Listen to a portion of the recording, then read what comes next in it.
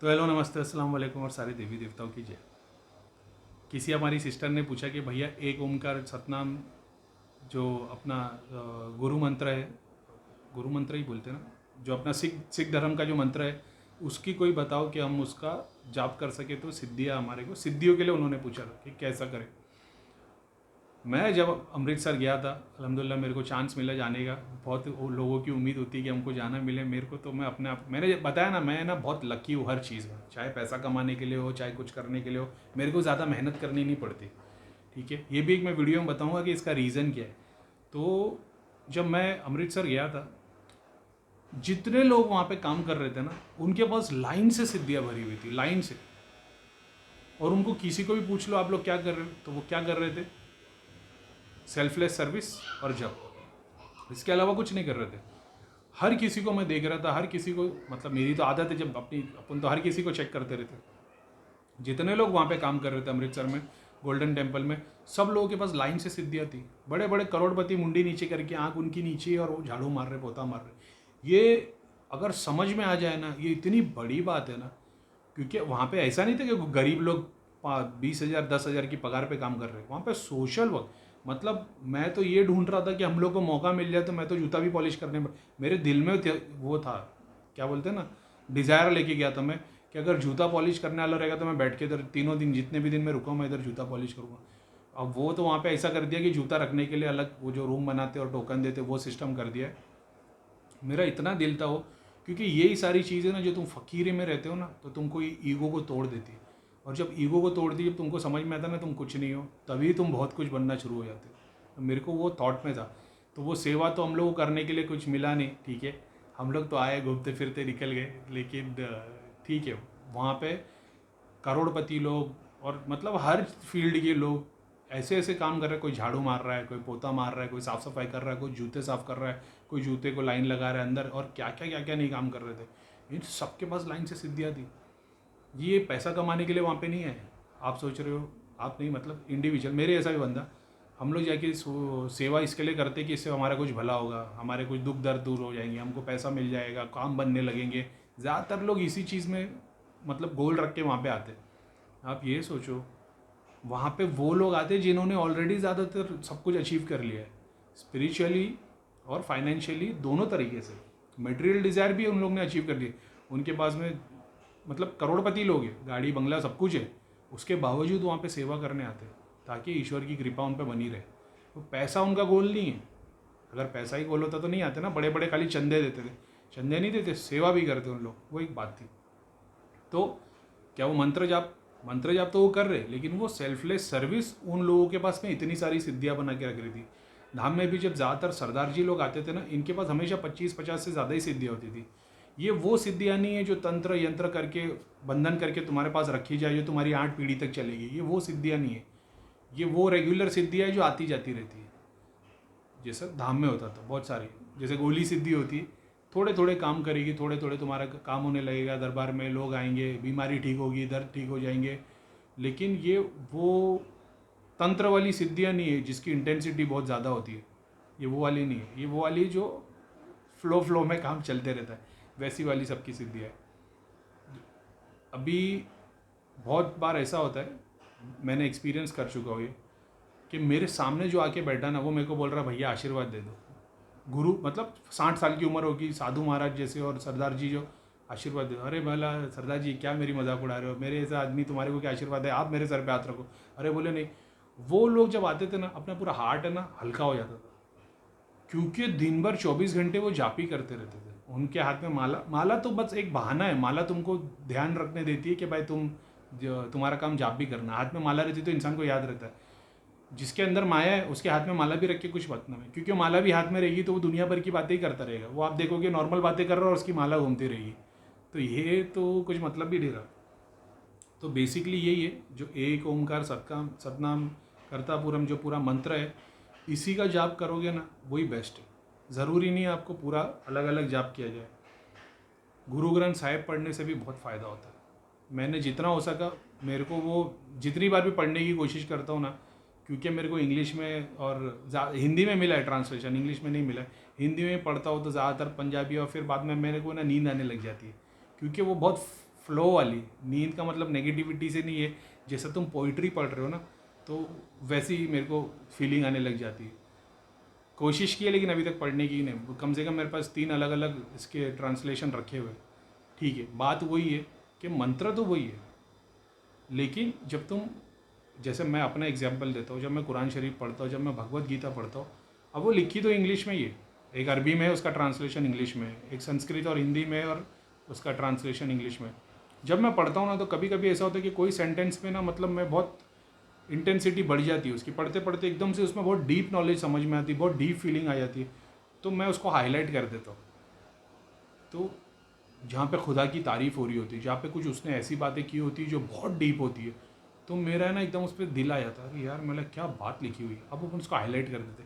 Highlight यानी तुमको कहीं ना कहीं तुम्हारे दिल ने क्लिक करके है कि ये मंत्र तेरा है, तो जब तुम उसका जाप करते हो या उसको सिर्फ नॉलेज में भी रखते हो तो भी वो चीज़ तुम्हारे को वो शक्ति उतनी ही प्रदान होती है। ज़रूरी नहीं कि तुमको उसका जाप करना पड़े, अगर तुमको उसकी मीनिंग समझ में आ जाए और तुम उससे कनेक्ट कर पाओ। मैं इसके लिए बोलता हूँ गॉड के जैसे अल्लाह ताला के 99 एट्रीब्यूट्स है। अब तुम ले लो, हनुमान जी ले लो, शिव जी ले लो, विष्णु ले लो, ब्रह्मा ले लो, माता ले लो, दुर्गा माता, लक्ष्मी माता, सबके हज़ार हज़ार नाम है। तो ये हज़ार नाम क्या है? ये उनकी शक्तियों के एट्रीब्यूट्स है, उनको जिस नाम से पुकारा गया है कि नहीं। हनुमान जी है, उनको मारुति भी बताया, तो मारुति क्यों बताया उनको? उनका, हाँ मारुति है ना, तो उनका नाम मारुति क्यों है, उनको क्यों इस नाम से। गणेश है, गणेश के और हज़ार नाम है। तो ये जो जब हज़ार नाम तुम पढ़ते हो ना, जैसे मेरा था, मैंने ये फर्स्ट एक्सपीरियंस किया था ललिता सहस्रनामा करके, वो क्लिप है, ओम स्वामी करके है, उन्होंने बताया था कि ललिता करके जो कुंडलिनी माता, उन्होंने बताया कि वो ललिता है, वो सारी माता का एक ही शक्ति का स्वरूप है। जब वो 1000 नेम्स मैंने पढ़ा ना, तो जब मैं पढ़ रहा था तो उसमें तो ऐसा लग रहा था कि जैसे अल्लाह ताला के 99 नेम्स है ना, उसके साथ में जो उनको और एक्सप्लेन किया गया है वही नाम है। तो मेरे को उसमें कोई दो राय नहीं दिखी कि ये एक हिंदू माता का वर्ड है और ये जैसे हनुमान जी के नाम है, शिव जी के नाम है। ललिता सहस्र नामा, सहस्रा यानी 1000, सहस्र नामा यानी 1000 नेम्स। तो ललिता सहस्र नामा जब मैं पढ़ रहा था ना, ये एक ही ऐसा नाम है जिसमें कोई भी नाम रिपीट नहीं हुआ है। सारे के सारे 1000 जो नाम है ना, सबकी कैरेक्टरिस्टिक्स है। शक्ति का नाम दिया गया उसको, माता का नाम दिया, बीवी का नाम दिया, और सारे रूप में जब मैंने पढ़ा ना तो मेरे को वो अल्लाह के जो 99 एट्रीब्यूट्स है जिसमें अल्लाह ताला को क्रिएटर, सस्टेनर, वैसे सारे नाम्स थे। अब उसमें बहुत सारे मेरे को ऐसे लगने लगे कि ये कनेक्ट कर पाता था। इसके लिए मैंने बताया, जब आप एट्रीब्यूट्स पढ़ते हो गॉड के, चाहे कोई भी किताब पढ़ लो, जब आप ईश्वर के नाम पढ़ते हो तो उसमें कहीं ना कहीं तुम कनेक्ट कर पाते हो। जैसे एग्जाम्पल के तौर पे जहाँ पे अल करीम आता है, अल्लाह ताला का एक नाम है अल करीम, मेरा भी नाम है अब्दुल करीम। करीम मतलब मेहरबानी करने वाला, जो लोगों पे मेहरबानी करता है। ऐसा मैं नहीं करता लेकिन मेरे नाम की मीनिंग वो है। रहीम हो गया जो रहमत करता है, रहमान हो गया जो माफ़ करता है। तो ये तुमको अपना पता चलता है कि हाँ यार मेरा भी तो कैरेक्टर ऐसे ही है, समझ रहे हो? तब तुम उससे कनेक्ट कर पाते हो। अब जब तुम उस नाम का जाप करने लगते हो या उसकी मीनिंग तुमको समझ में आ जाती है, तो ज़रूरी भी नहीं होता कि तुमको उसका जाप करना पड़े। बहुत सारे लोग को पता है, अपन धाम से जुड़े थे, शनिदेव महाराज से तो अभी भी जुड़े हुए। शनिदेव महाराज में ऐसी क्या बात है? शनि को तुम देखोगे तो शनि एक तराजू की तरह है। अब मेरी जो राशि है वो लिब्रा है, तो मेरे लिए ऐसा है कि शनि एक तराजू की तरह है। शनि तुमको तब तक तकलीफ नहीं देता जब तक तुम उसके पनिशमेंट तब तक नहीं मिलता जब तक तुमने क्राइम नहीं किया। अगर तुमने क्राइम नहीं किया है, तुमको शनि से डरने की कोई ज़रूरत ही नहीं है। शनि भी तुम्हारे सामने हाथ जोड़ेंगे, तुम क्राइम करोगे तो पनिशमेंट मिलेगा, पनिशमेंट भी उसी का मिलता है जो तुमने क्राइम किया है। तो वो एक तराजू की तरह है। सेम चीज़ अल्लाह ताला के बारे में बताई है कि वो रहमान भी है, रहीम भी है, फिर वो जलाली भी है जो तुमको अपने पनिशमेंट की सज़ा भी देगा। तो अब तुम शनिदेव ले लो, सूर्यदेव ले लो, मंगल ले लो, ग्रह ले लो, देवी देवता ले लो, इन सब में सेम चीज़ें बातें बताई है।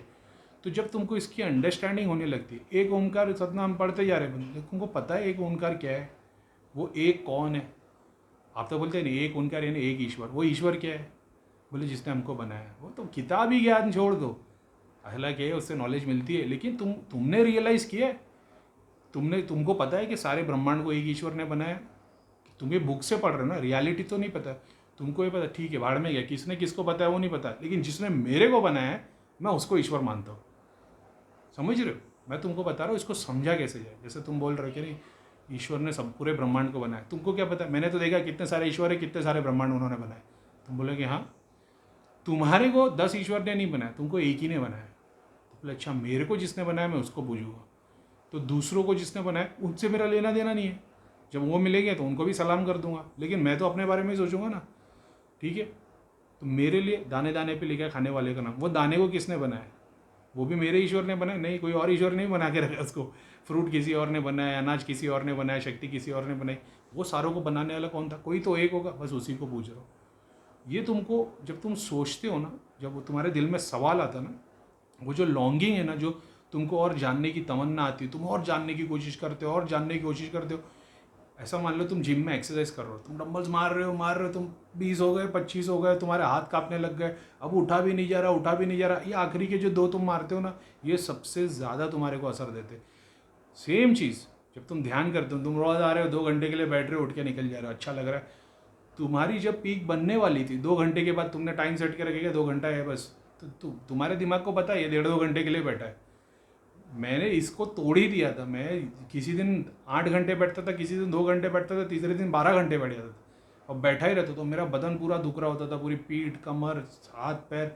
मैं बोलता हूँ ना, जब मैं ध्यान से उठता था ना, चाहे 2 घंटे में उठूँ चाहे 10 घंटे में, मेरे को उठने के लिए 2 मिनट लगते थे। मैं पहले हाथ ऐसा करता था, पैर ऐसा करता था, क्योंकि मेरे को ऐसा था कि भाई अगर मैं 2 घंटा एक्सरसाइज करके छोड़ दूंगा ना, तो ये रोज़ का हैबिट हो जाएगी, इससे मेरी ग्रोथ नहीं होगी। मेरे को मिस्टर ओलंपिया बनना है स्पिरिचुअलिटी का, तो ये 2 घंटा अगर मैं रोज़ बैठूँ, क्योंकि मैंने भी कहीं पे पढ़ा था कि आपके ब्रेन में ये आ गया है कि बस अभी 2 घंटा बैठना, 2 बज गए, चलो बैठ जाओ, अब 4 बजे उठ जाना है। तो वो तुम तैयार ही नहीं हो उसके लिए। तुम्हारा ऐसा क्या, उठना ही नहीं, जब तक ईश्वर दर्शन नहीं देगा तब तक उठना ही नहीं। अब तुम जो बैठते हो ना, तो तुम्हारे को ईश्वर दर्शन नहीं देता, खाली अंधेरा दिखाई देता है, आँख बंद करके बैठे रहते हो। ये तुम्हारी इंटेंसिटी को बढ़ाता है। 1 घंटे में पहले 5 मिनट का एक्सपीरियंस होता था, फिर 4 घंटे में 5 मिनट का एक्सपीरियंस होता है, फिर तुम 10-10 घंटे बैठे रहते हो, कोई एक्सपीरियंस नहीं होता। और फिर उसके बाद ऐसा लेवल आ जाता है, अभी सामने वाले को, ब्रेन को तो पता है अभी आज वापस 10 घंटे बैठने वाला है, तो इसको पहले घंटे में ही सारे एक्सपीरियंस करा दो, नहीं तो ये 10 घंटे तक बैठा रहेगा। अब जब तुम 1 घंटे के लिए बैठते हो तो तुमको 10 घंटे का एक्सपीरियंस हो जाता है। ये मेरे साथ हुआ है।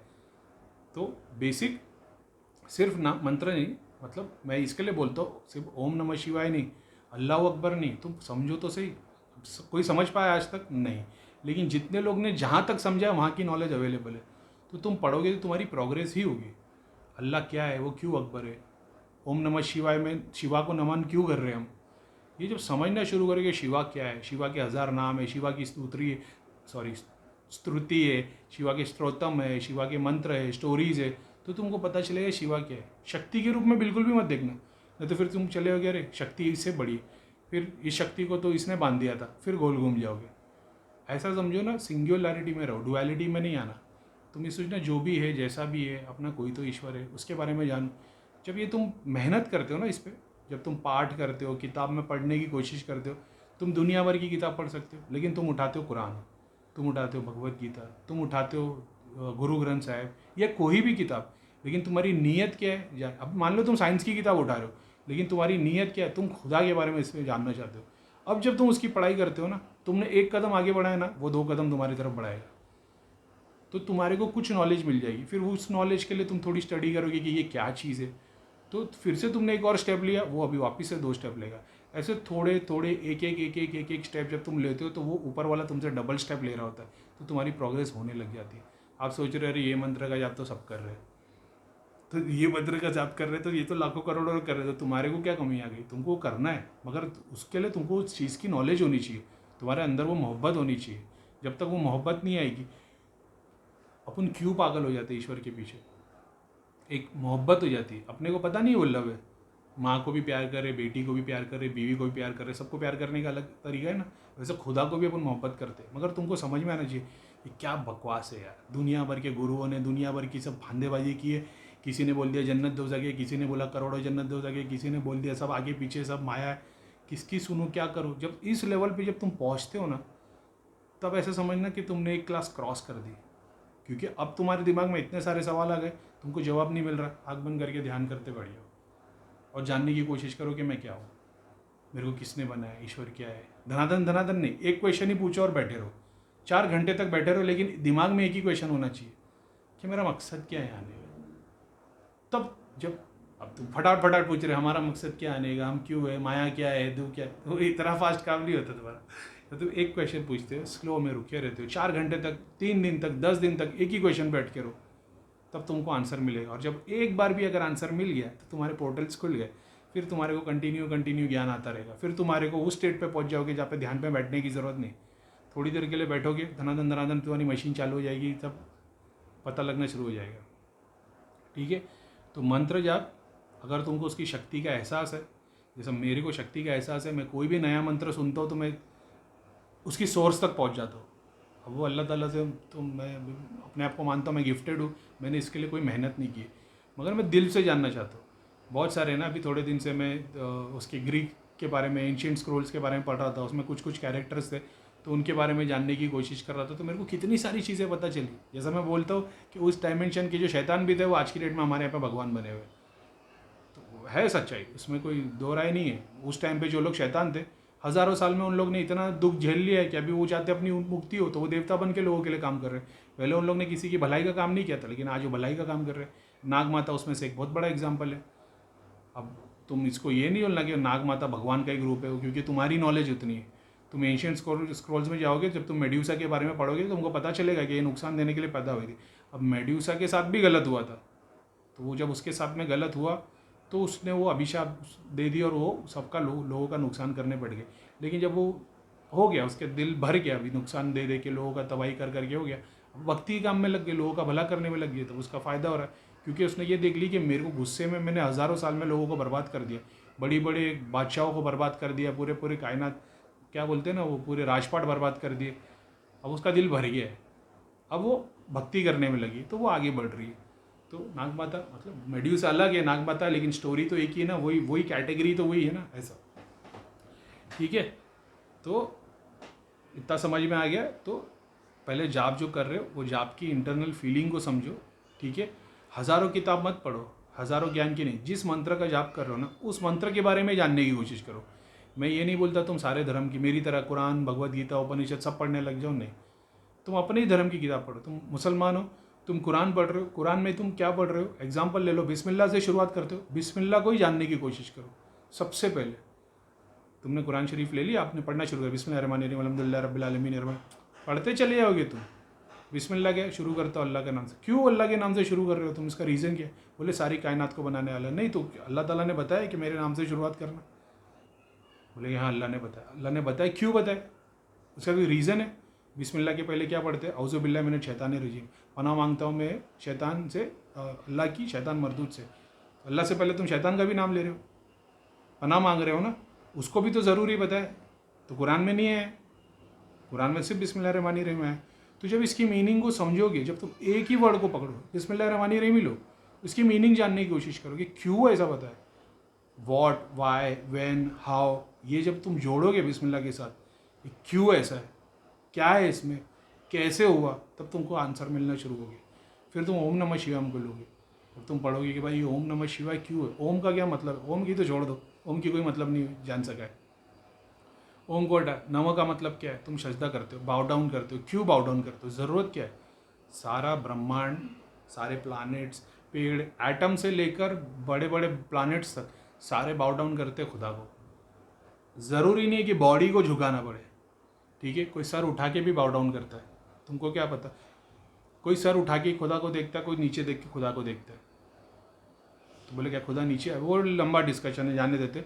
मेरा बोलने का मतलब है कि तुम एक सिंगल वर्ड लो और उसको समझने की कोशिश करो। बड़े बड़े गुरु क्या बता रहे हैं ओम नमः शिवाय के बारे में, तुमको जानने की ज़रूरत नहीं।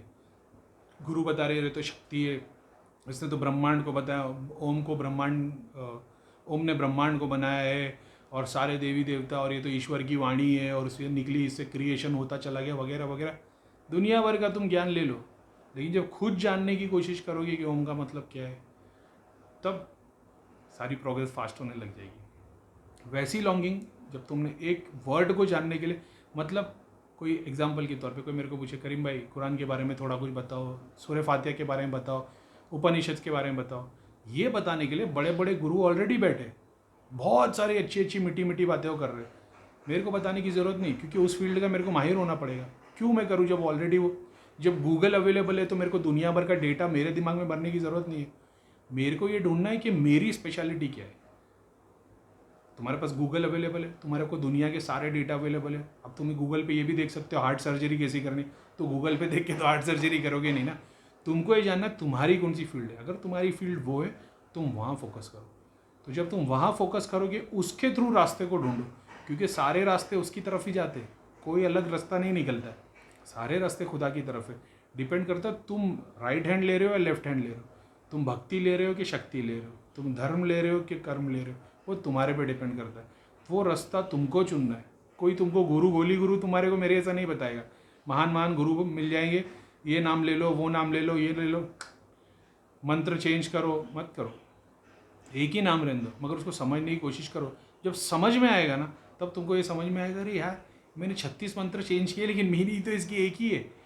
तुम पहले शिव का मंत्र करते थे, फिर शक्तियाँ करने लगे, फिर हनुमान जी का करने लगे, फिर पीर का करने लगे, फिर महाकालिया करने लगे, लेकिन सारों की शक्ति एक ही है। यानी अगर मैं डायरेक्ट सोर्स तक चले जाओ कि इतना काम आसान है, अगर तुम्हारी श्रद्धा है तो काम बहुत आसान है। एक कवाली है, ये वीडियो देखने के बाद में वो कवाली सुन लेना, नुसरत फ़तेह अली खान साहब की, गोरख धंधा।